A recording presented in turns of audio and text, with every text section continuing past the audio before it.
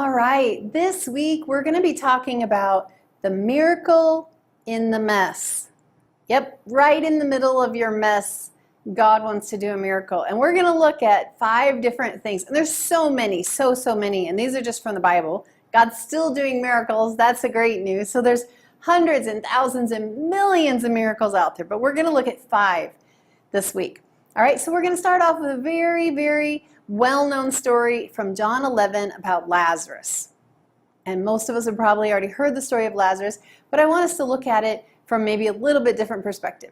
So we know that Jesus loved Lazarus, okay? He loved Lazarus and Mary and Martha, his sisters. And very few places does it just come out and say Jesus loved this person by name. But it does say that about them. And we see that Jesus was doing ministry. He was not in Judea. And he gets news that Lazarus, who he loves, is not well. It's a mess. You know what? Sometimes when we get bad news or a mess happens or problems, it's a distraction.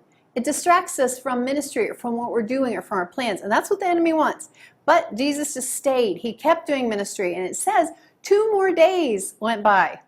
And then Jesus tells his disciples, okay, let's go back to Judea. And the disciples were like, whoa. We need to remind you, they were trying to stone you. Another mess, right? Conflict, problem, people don't like you, you have enemies. It's a mess. It's a terrible mess. But you know what? He didn't let fear of what could happen stop him from his destination. He said, we're going.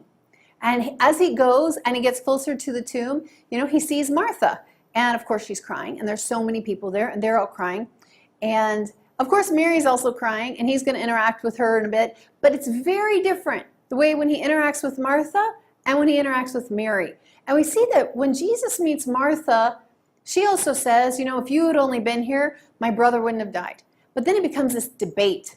Martha is always this very analytical side, which, you know what, I can totally relate to Martha. But she had a lot of questions and back and forth with Jesus, and I know he'll raise, in the last day he'll raise, this back and forth. But when Jesus saw Mary, and she was weeping, it says Jesus wept.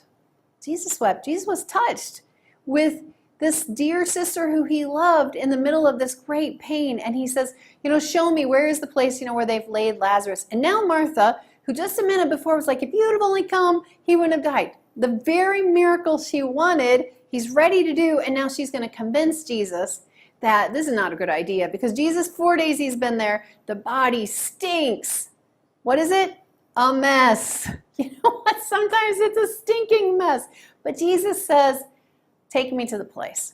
And he goes, and I love that he has this conversation first with the Father. And he says, you know what?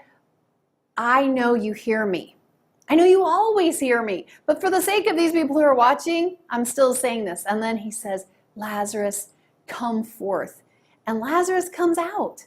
And then he says, loose him and set him free. And you know what? I just want to encourage you that Jesus is always working behind the scenes, even if you don't see him working, even if the situation gets worse. He knows about it. He's always working. And is it possible that the very miracle that you're wanting, you're also trying to talk him out of when he shows you the way?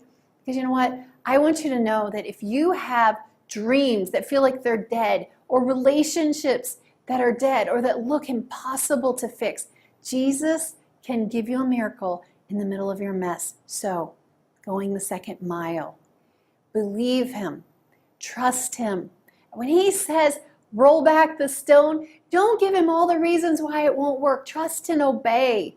There was a song when I was little, trust and obey, for there's no other way to be happy in Jesus than to trust and obey. But it's just that simple. We need to trust him and we need to obey him. Jesus is at work, and I promise you, he wants to give you a miracle in the middle of your mess.